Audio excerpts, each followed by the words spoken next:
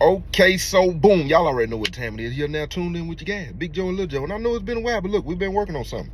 For everybody who been asking in the comment section when was the book gonna drop, it's that time. Rivals. I'm gonna have it on my website probably by Monday, Tuesday, something like that. You know what I'm saying? But look, it is that time.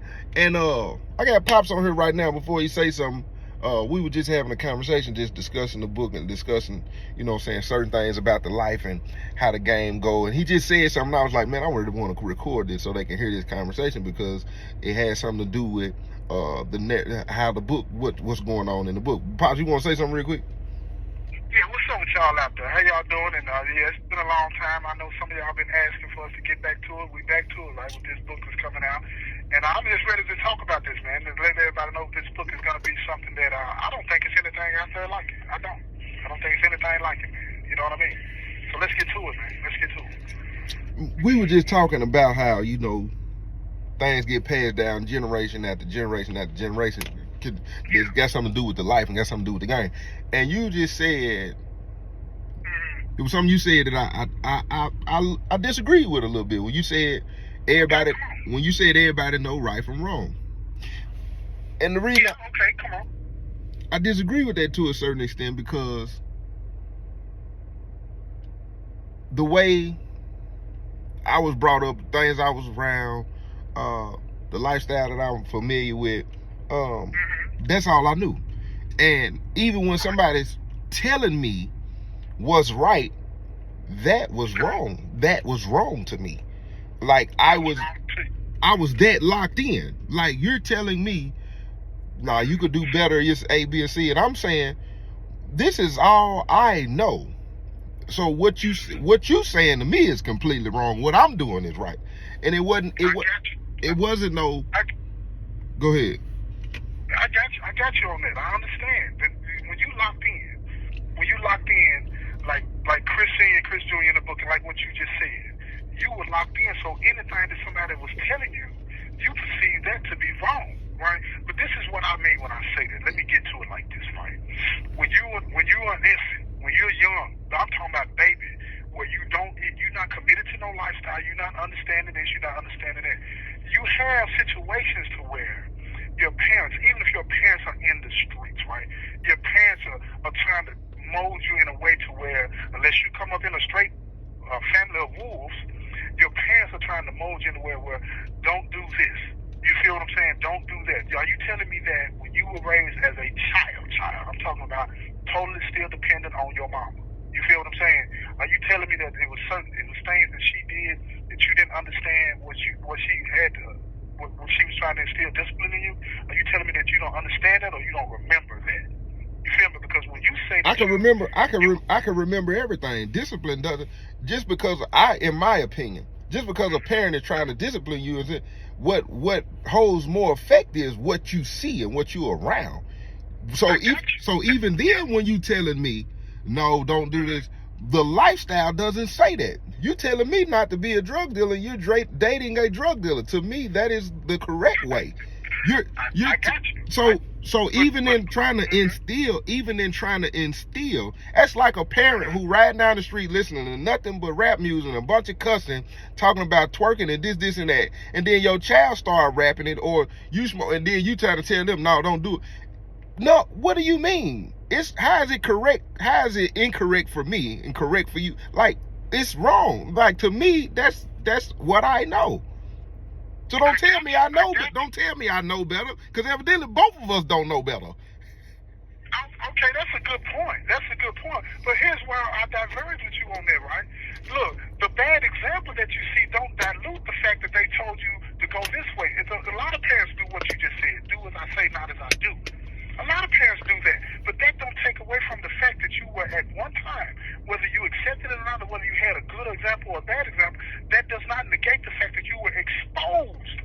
Listen to what I'm saying. Maybe I should have used that word. You were exposed to the right way. Now, as an infant, as a young person, as a juvenile, you going through these processes. Okay, this can't be right because she's telling me, or he's telling me, don't sell drugs, but you're dating a drug dealer, or don't sell drugs and you're selling drugs. But at the end of the day, and don't get me wrong, boo, I'm not saying I'm gonna disagree. Wait a minute, let me finish. Let me finish making a statement here. I'm not saying that a lot of people have not been in those what I am saying, at some point, we all have been exposed to the right message. Whether we take that message or not has a lot to do with the other influences, like what you talk about, the outside influences, okay? Like, for example, I'm gonna use me as an example with you, okay? I'm gonna use me as an example. I gotta ask you a question before you go any further. When you say exposed, how much exposure are we talking about? Because if I got 100 times showing, if I got 100 versus 8 times somebody said something, I don't consider that exposure. If I've seen and done something 1,000 times and only 10 people told me maybe 10 times, I don't consider that exposure or that I knew. I ain't saw it done. I don't know what it looked like when it's done. I don't know what exposure. This coming from me. This ain't no trying to diss it. What exposure did I have for that? Because I ain't saw it. None. Right. Well, what you just said is important. You said exposure. You don't know what that looks like on the other side. You feel what I'm saying? Because all of the other things outweigh that. You had 8 exposures here and 1,000 here, and it outweighed that. What you're talking about is your experiences. Your experiences are showing you that what everything that you see is opposite of what some people might have been telling you. And this is what's right to you. That did not negate the fact that you were exposed to it. But let me say this. This is what I was going to finish on. You still didn't answer it, though. What is exposure? What was I exposed to? I've never saw it. So what was I exposed to other than somebody saying, hey, you shouldn't do that? What is the exposure? Because I could give you the exposure for the life. Okay, but let me give you an example. That don't mean, again, I'm not saying that you experienced it. I'm not saying that you didn't experience it. This is what I say. When I say somebody says the best thing for you to do is quit selling drugs, get a job, go to work, right? What you might not have focused on at your age, and a lot of people do this. Let me finish. Let's say like your uncle, he goes to work every day, right?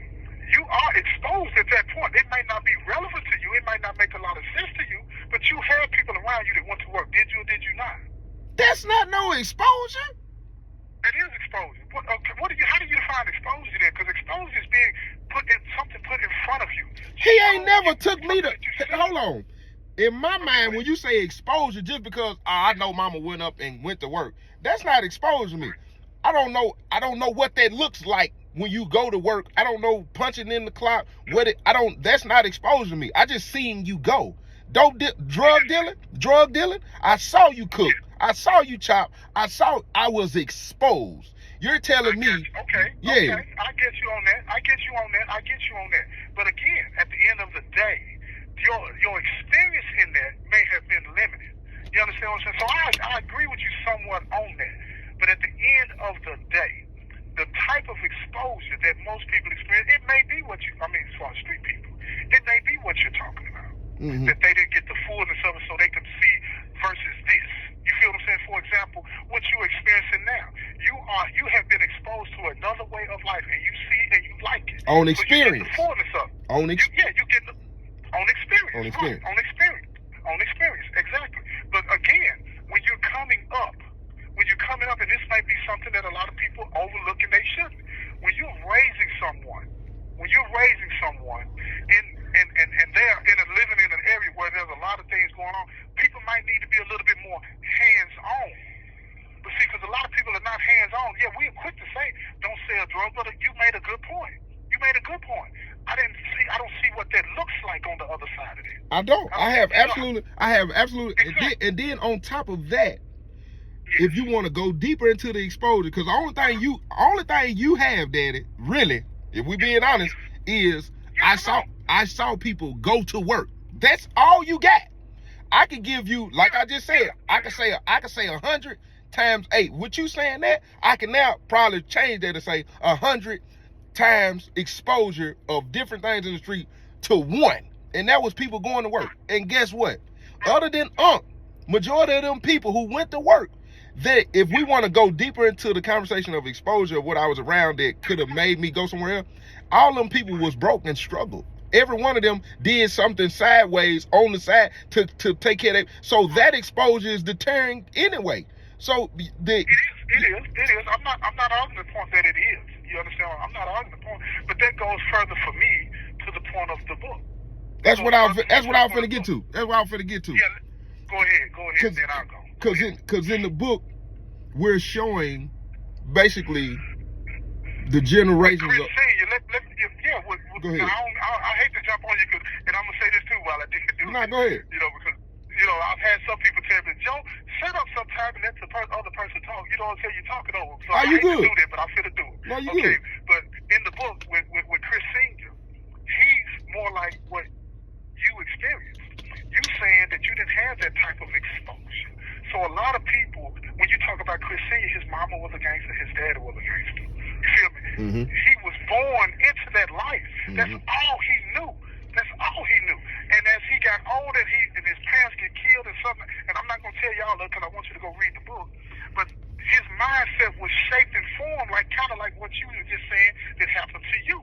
Mm-hmm. You understand what I'm saying? So certain things were normal for him to do. It was what he was supposed to do. Mm-hmm. It was what he was supposed to do. And when he had his own child, that's not what he wanted for his child, but because of that lifestyle, certain things happened. And you're going to have to read the book to get the fullness of that, right?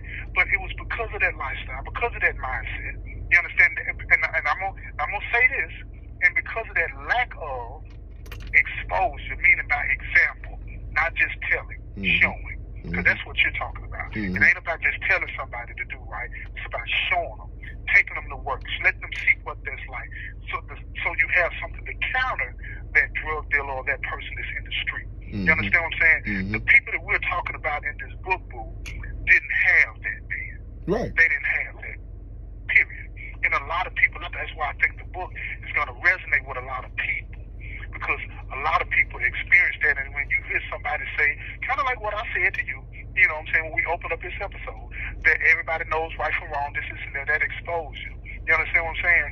That is somewhat true, somewhat not true. It depends on whose life you're talking about. Right. We're not talking about some of these kids, and no disrespect to anybody, but I'm using that as an example. We're not talking about some of these kids that's got a parent that works at a Fortune 500 company or that works at McDonald's. Either way, they take them to work, show them what it's like to get to work, go to work, get up, punch in the clock, and do the work at the job. We're not talking about those families. So it's easy for people to have to sit out there and say, well, if they just got a job, they know right from wrong, they go do this and they go do that, everything will be fine. But they got way more examples that's showing them the other way, and they go that way. You understand what I'm saying? And that's why this book, man, I'm telling you, man, if y'all read this book, you're going to get a better understanding. This is not one of those books that ends with a happy ending where everybody is like, yeah, this is straight. This is about giving you insight into something that nobody else has written about. I don't care what you look at. I don't care what books you read. Nothing has been written like this. Nothing. This is coming as straight and raw and grimy as it gets. You feel what I'm saying? But it's not to promote. It's not to promote. It's to give you, I'm going to use my word, it's to give you some exposure to the other side so you can better understand people like that. Now go ahead. I ain't had nothing to say behind that. I just know, like the book is a reflection of, kind of where we come from. Like John Frank, Granddaddy, you, me, Montrez, Trey. Like it's just generation. It's just generation after generation, and it's so crazy because it's kind of genetic too. Like y'all wasn't there. I didn't see y'all live the life or things that y'all did. It's just in you. And it became easy to you. Yeah, it came easy, and then after that happens, you like the environment you around kind of even pushes that even more. It's already kind of in you. You ain't got no guidance. You got that anger and you got that frustration and you got that lack of understanding and confusion and you, that hurt and you, pain in you, which layers it as well. And then and the worst thing to me about it is, while all of this is happening, what you were saying, you got a very few who are acting as if, oh, I was there, I tried to do A, B, and C. It's not enough when it's that deeply rooted. And you have, it is so many individuals, not to take away from nobody, just this is the life I live, so I know. it's too much that overrides why you going down that path. And then you look up, like in the book, you look up and realize that the life don't love you, the game don't love you, the streets don't love you, and everybody that you was involved with in that don't love you. Like, it's just all, you know, dog eat dog world. It's nothing, man. It's nothing. You have 1 minute remaining. And let me say this real quick, because I know it's going to cut off, and I love you, man, and I'm going to hit you back. But a lot of times, man, in life, when I said people know right from wrong, this and that, that's more aspirational. You know what I'm saying? You would hope that people would do the right thing, not want to hurt people, not want to do that. But if it's about surviving life, people do what they know, man. Right. People do what they know. And look here, I love you, man. I love y'all out there. Go get the book. Go get the book. You know what I'm saying? It's going to be an eye-opening experience, and I really appreciate all y'all. I love y'all. I love that. All right, hit me back.